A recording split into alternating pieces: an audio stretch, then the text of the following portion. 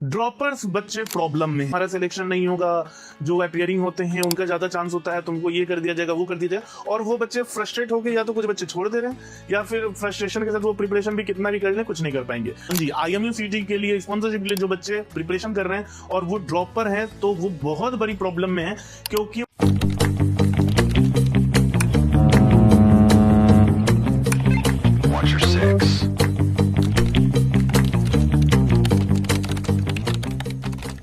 के दिमाग में फालतू फालतू चीजें डाली जा रही हैं। अभी जैसे हम व्हाट्सएप ग्रुप, हमारा खुद का आयोमेट का बहुत सारा व्हाट्सएप ग्रुप है, टेलीग्राम ग्रुप है, तो उसमें हम क्या देख रहे हैं कि जो नॉर्मल बच्चे हैं ना, जो पॉलिटिक्स टाइप के बच्चे हैं, वो लोग ड्रॉपर्स के दिमाग में ये बात डाल रहे हैं कि भाई मेरे तुम्हारा सिलेक्शन नहीं होगा, जो अपीयरिंग होते हैं उनका ज्यादा चांस होता है, तुमको ये कर दिया जाएगा वो कर दिया जाएगा, और वो बच्चे फ्रस्ट्रेट होकर या तो कुछ बच्चे छोड़ दे रहे हैं या फिर फ्रस्ट्रेशन के साथ वो प्रिपरेशन भी कितना भी कर लें कुछ नहीं कर पाएंगे। तो चलिए इस वीडियो में हम आपको एक्चुअल चीज बताएंगे कि अगर आपका ड्रॉप है 1 साल 2 साल 3 साल 4 साल 5 साल जितना भी, तो हम आपको अच्छे से डिटेल में बताएंगे कि आप क्या कर सकते हो और कहां कहां पे आपको प्रॉब्लम आएगी जो आपको सॉल्व करना है।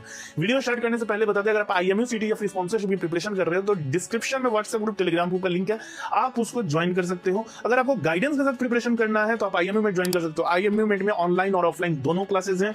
ऑफलाइन हमारा कोलकाता और ग्रेटर नोएडा में है, जो कि बैच कंटिन्यू चल रहे हैं। नेक्स्ट बैच कोलकाता में 17 अगस्त को आ रहा है और ग्रेटर नोएडा में 17 सितंबर को आ रहा है। और ऑनलाइन बैचेस तो हमारे हर महीने आते रहते हैं, तो आप उसको ज्वाइन कर सकते हैं। चलिए अब आते हैं हम लोग ड्रॉपर्स के बारे में। ड्रॉपर्स क्यों परेशान है?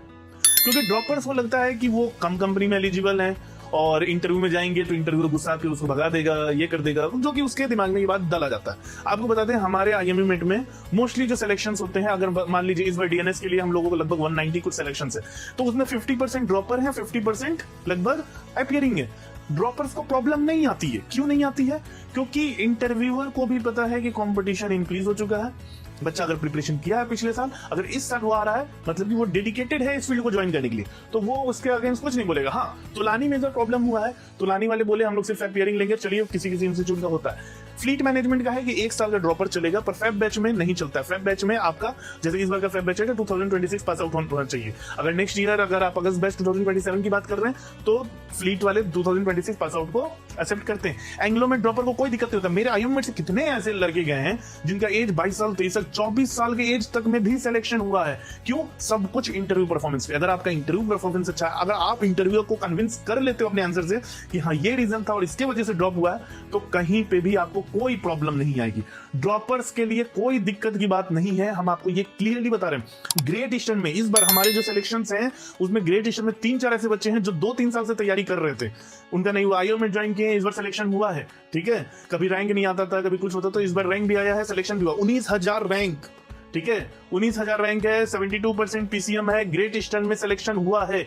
पिछले 2 बार से वो मेरिट लिस्ट में आउट हो रहा था हमारा यश प्रजापति, तीसरी बार में 19,000 रैंक है, 72% PCM है, एज 21, 3 साल का ड्रॉप, ग्रेट ईस्टर्न।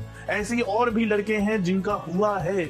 एंग्लो में भी हुआ है, ग्रेट में भी हुआ है, सिनर्जी में भी हुआ है, 7 आइलैंड तक में हुआ है।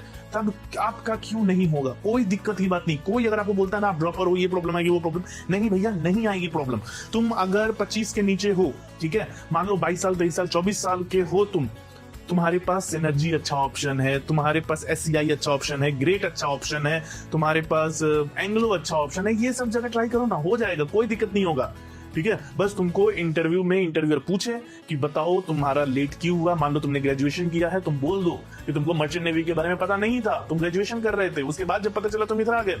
1 साल का ड्रॉप है, अगर पिछले साल तैयारी किए नहीं हुआ है और इस बार आ रहे हो, तो इंटरव्यूअर को बताओ कि हाँ सर मैं तैयारी कर रहा था, पिछले साल नहीं हुआ तो इस बार हुआ। अगर तुम ये बोलते हो कि तुम पिछले साल फेल हो गए थे और इस बार फिर से आए हो और तुमको लग रहा है कि एंग्लो वाले नहीं लेंगे, तो गलतफहमी में हो। हमारा सोहेल अयूब खान 2024 में IMU CT में रैंक नहीं आया था, 2025 में उसका एंग्लो में सिलेक्शन हुआ है, जबकि वो क्लियरली बता भी दिया था कि हाँ पिछले साल रैंक नहीं आया था लेकिन मैं अच्छे से तैयारी कर रहा हूँ इस बार। इंटरव्यूअर खुश हुआ था इस बात पे कि हाँ चलो भाई रैंक नहीं आया है फिर भी तैयारी कर रहा है और इतना अच्छा परफॉर्मेंस है, तो लेना चाहिए ऐसे बच्चों को। तो ऐसे बच्चों को लिया जाता है। तुम घबराओ नहीं, तुमको बस एक अच्छे से प्रॉपर गाइडेंस की जरूरत है। तुम अच्छे से गाइडेंस के साथ प्रिपरेशन करो, सही तरीके से प्रिपरेशन करो। ये नहीं कि अंधेरे में लाठी मार रहे हो। बस अच्छे से प्रिपरेशन करो, सही चीजें पढ़ो। सब कुछ पढ़ने का जरूरत नहीं है, तुमको वही चीजें पढ़नी है जो इंपॉर्टेंट है, जो कि IMU मेट में आपको मिल जाएंगी। बाकी अगर अच्छे से बैच का डिटेल्स चाहिए IMU मेट का, तो स्क्रीन पे कॉन्टेक्ट नंबर दिया हुआ है, कॉन्टेक्ट करो हमारी टीम को। चलो tata bye bye, take care.